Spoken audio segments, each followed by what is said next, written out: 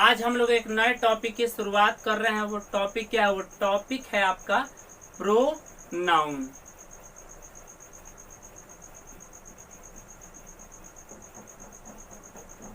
Pronoun pronoun means सर्वनाम, और साफ देता हूं सर्वनाम।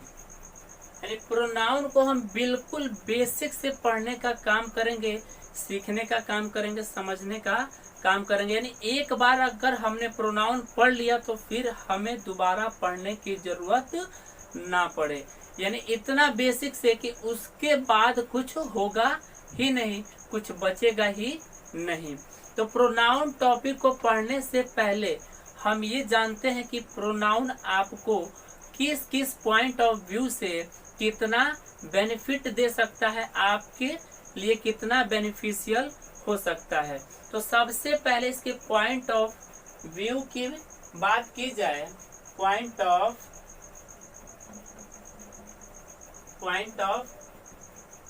व्यू, तो यहाँ पे हमारा जो मस्ट पॉइंट ऑफ व्यू है, इम्पोर्टेंट पॉइंट ऑफ व्यू है, वो हमारा है एग्जाम।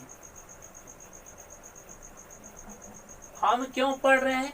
एग्जाम क्वालिफाई करने के लिए, एग्जाम को क्वालिफाई करने के लिए। अब यहाँ पे एग्जाम पॉइंट ऑफ व्यू से अगर हम बात करें तो ये किस किस एग्जाम के लिए बेनिफिशियल है और कितना बेनिफिशियल है। तो सबसे पहले हम बात करें एसएससी की या सीजीएल की या सीपीयू की या सीएचएसएल की या सीडीएस की या एमटीएस की, या बात करें हम बैंकिंग की, बात करें हम बैंकिंग की, ईटीसी। यानी जितने भी आपके एग्जाम होते हैं तो वहाँ आपसे प्रोनाउन टॉपिक से डायरेक्ट या इनडायरेक्ट रूप में आपसे क्वेश्चन पूछे जाते हैं। अब यहाँ पे एग्जाम पॉइंट ऑफ व्यू से जब हम बात कर रहे हैं, इसको पढ़ रहे हैं, तो ये आपको किस एग्जाम पॉइंट ऑफ व्यू में प्री प्लस मेंस मिलाकर, प्री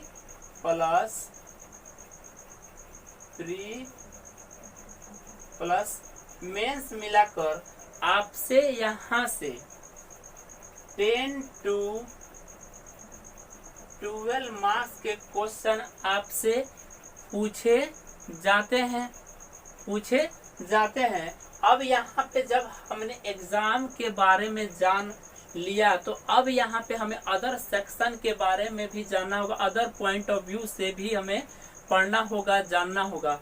यानी अदर पॉइंट ऑफ व्यू से हम बात करें, अदर पॉइंट ऑफ व्यू से बात करें तो अदर पॉइंट ऑफ व्यू में क्या, एग्जाम तो हमारा हो गया। एग्जाम के बाद और क्या?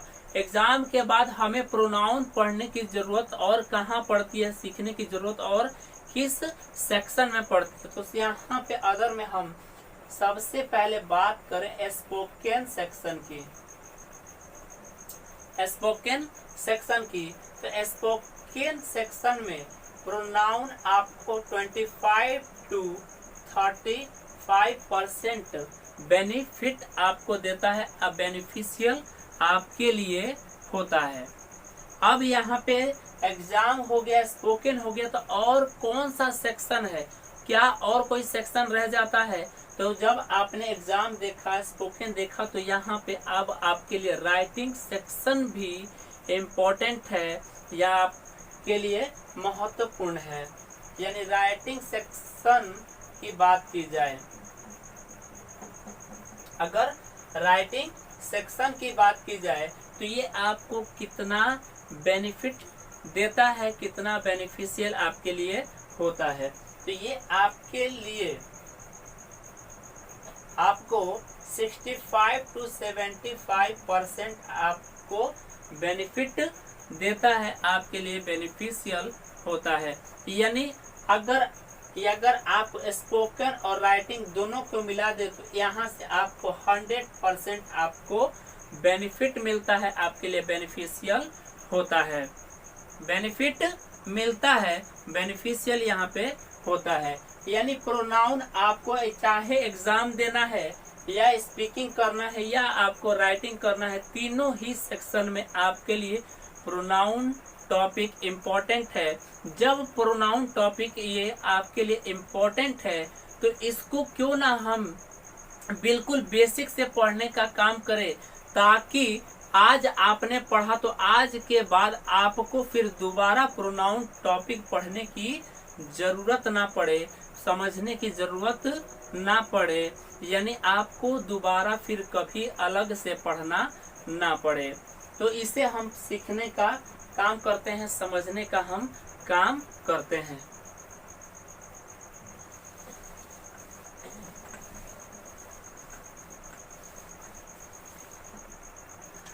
तो सबसे पहले अब हम ये जानते हैं कि प्रोनाउन वर्ड बना कैसे है, प्रोनाउन वर्ड का जन्म कैसे हुआ। प्रोनाउन वर्ड जो है, pronoun is combination of two words. Pronoun जो है आपका दो वर्ड का कॉम्बिनेशन है। कौन कौन सा? फर्स्ट वन जो है आपका प्रो और सेकेंड जो है आपका नाउन। फर्स्ट आपका प्रो और सेकेंड आपका noun. Pro means what? Pro means in place of, in place of. In place of means what? In place of means क्या? इन प्लेस ऑफ मीन्स के जगह पर, के जगह पर, के जगह पर। किसके? यानी नाउन के, यानी संज्ञा के। नाउन मीन्स संज्ञा के, यानी जो शब्द, जो वर्ड नाउन के प्लेस पे यूज किए जाते हैं वो आपके प्रोनाउन कहे जाते हैं। इसका मतलब ये हुआ कि नाउन के बिना, नाउन के बिना प्रोनाउन का कल्पना करना असंभव है। नाउन के बिना प्रोनाउन का कल्पना नहीं किया जा सकता। तो इसको समझने के लिए, प्रोनाउन को समझने के लिए हम पैराग्राफ का 2-3 लाइन लेते हैं, उसे समझने का काम करते हैं, सीखने का हम प्रयास करते हैं। कैसे जो है नाउन के बिना प्रोनाउन का कल्पना नहीं किया जा सकता। तो यहाँ पे हमने लिया Shyam is my friend.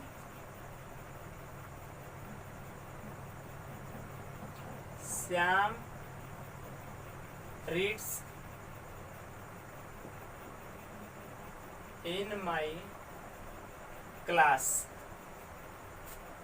Shyam is absent today.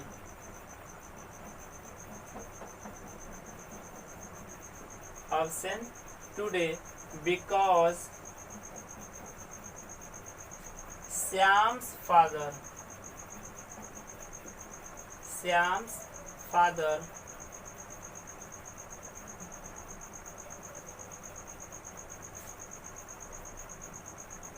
is ill. हमने एक छोटे से पैराग्राफ का 2-3 लाइन लिया है और इस 2-3 लाइन को हम पढ़ने का प्रयास करेंगे, पढ़ने का काम करेंगे। Shyam is my friend, Shyam reads in my class, Shyam is absent today because Shyam's father is ill. जैसे हमने एक छोटे से पैराग्राफ को पढ़ा तो हमें ये दिखने को मिला, इसे समझने को मिला कि इसमें एक वर्ड जो है बार बार रिपीट हो रहा है, एक वर्ड बार बार रिपीट कर रहा है। तो यहाँ पे आप देखेंगे कौन सा वर्ड रिपीट कर रहा है। यहाँ पे वर्ड आपका रिपीट कर रहा है श्याम, और फिर यहाँ रिपीट कर रहा है श्याम, और यहाँ फिर रिपीट कर रहा है श्याम, और फिर यहाँ रिपीट कर रहा है श्याम्स। अब यहाँ पे आपको समझना है कि लैंग्वेज क्या कहता है कि एक बार नाउन वर्ड यूज हो गया तो फिर दोबारा सेंटेंस में नाउन यूज नहीं होगा, नाउन यूज नहीं किया जाएगा।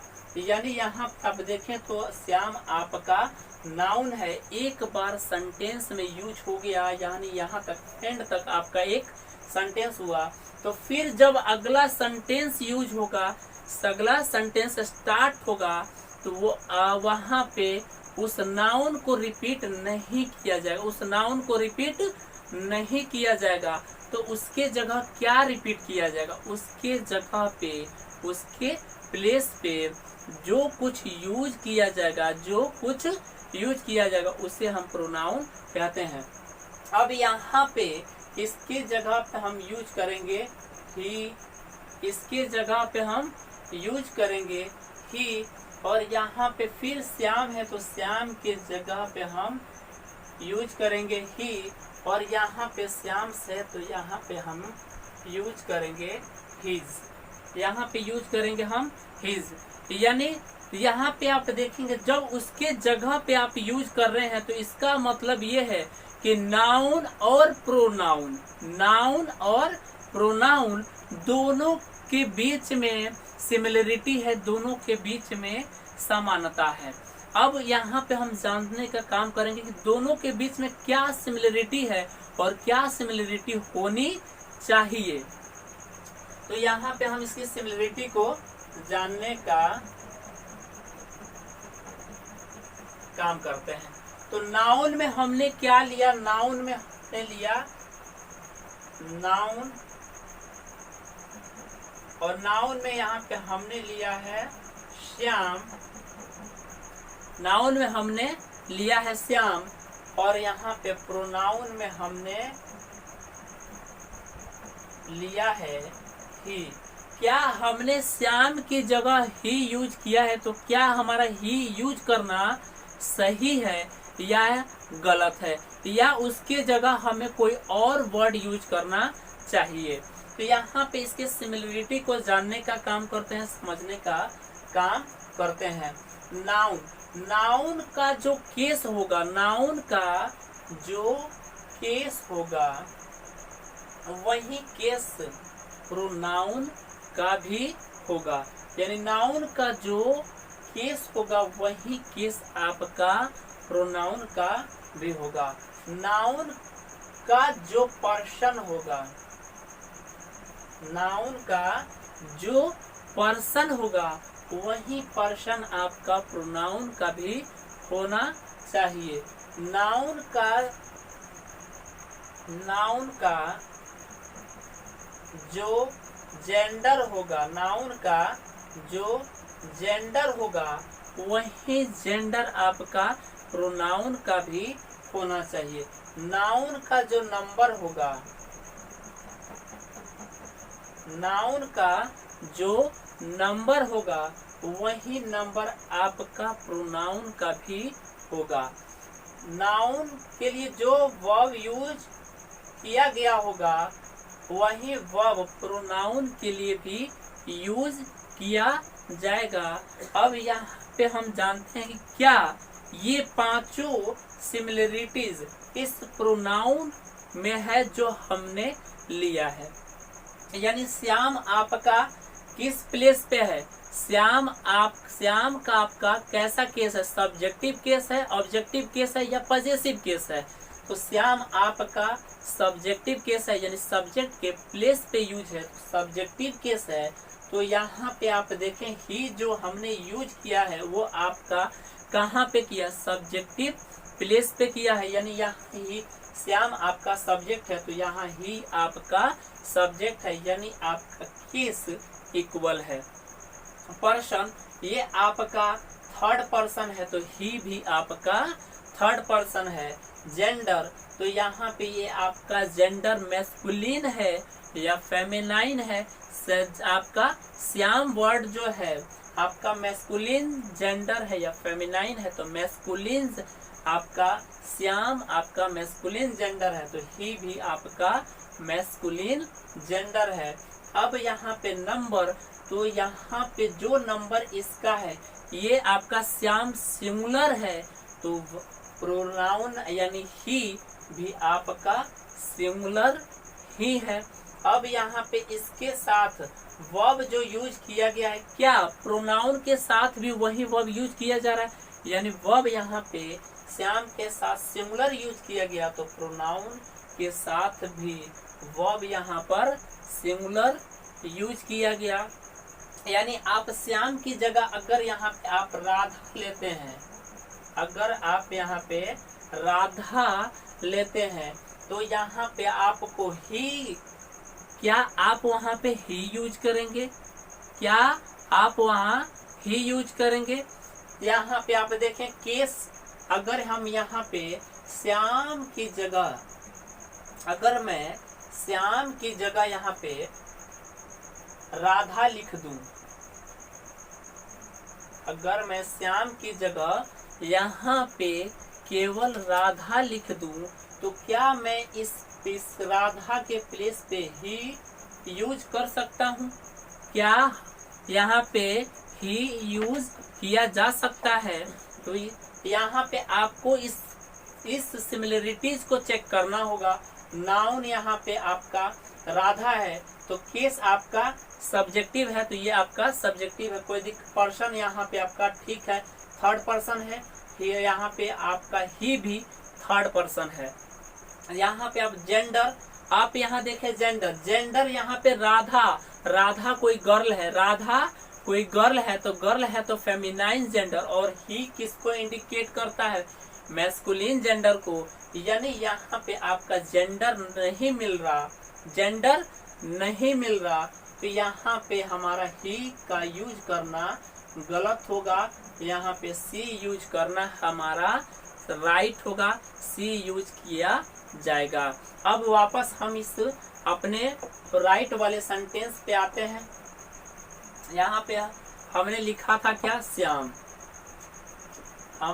हमने लिखा था यहाँ पे श्याम, तो यहाँ पे हम यूज करेंगे ही का। किसका यूज करेंगे? यहाँ पे हम ही का यूज किया जाएगा।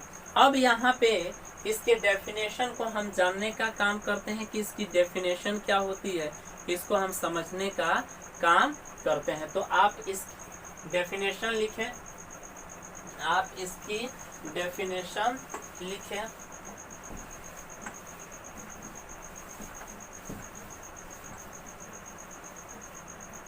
A noun that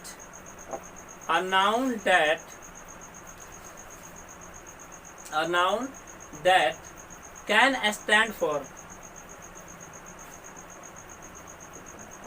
a noun that can stand for or take the place of noun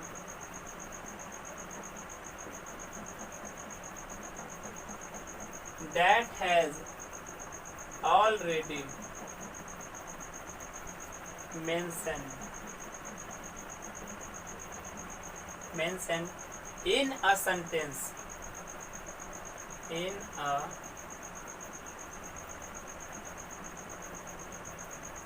is called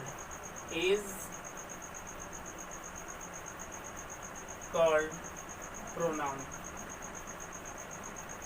is called pronoun। इसके बाद यहाँ पे आप एक लाइन और ऐड कर लें।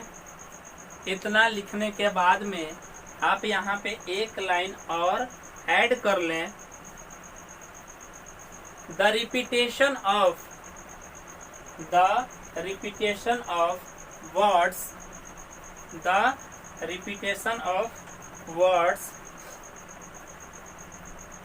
repetition of words makes reading or writing of the passage monotonous. The repetition of words makes reading or writing of the passage monotonous. Monotonous means नीरस, उबाऊ, जिसको पढ़ने में कोई मजा ना हो, जो देख नीरस लगे, उबाऊ लगे। अब यहाँ पे हम इसको जानने का काम करते हैं, types of pronoun. Types of pronoun.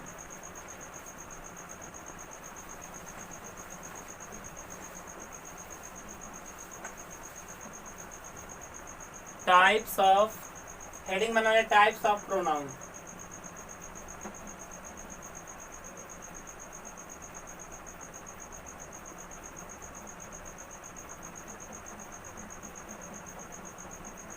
First लिखें आप personal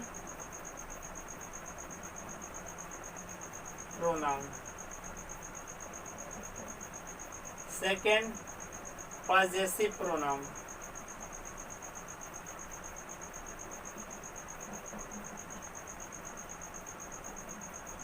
third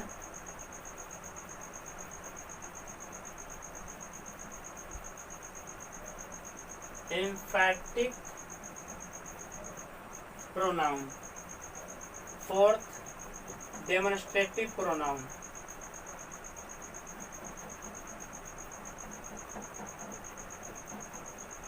demonstrative pronoun।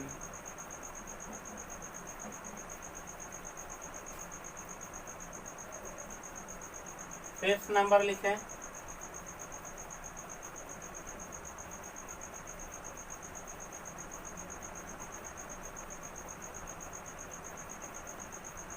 Reciprocal pronoun. First personal pronoun, possessive pronoun, emphatic pronoun, demonstrative pronoun, reciprocal pronoun. 6 number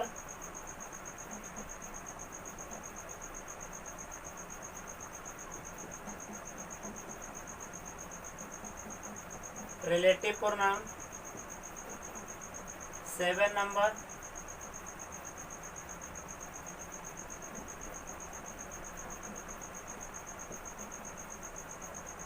indefinite pronoun। 8 number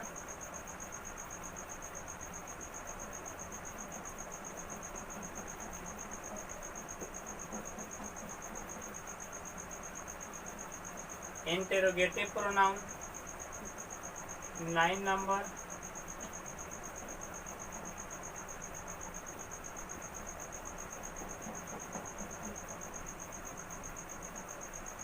distributive pronoun. Last number लिख लें यहाँ पे आप reflexive pronoun.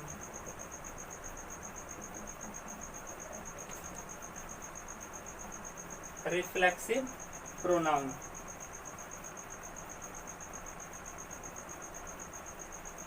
यानी pronoun के कितने टाइप्स होते हैं? प्रोनाउन के 10 टाइप्स होते हैं।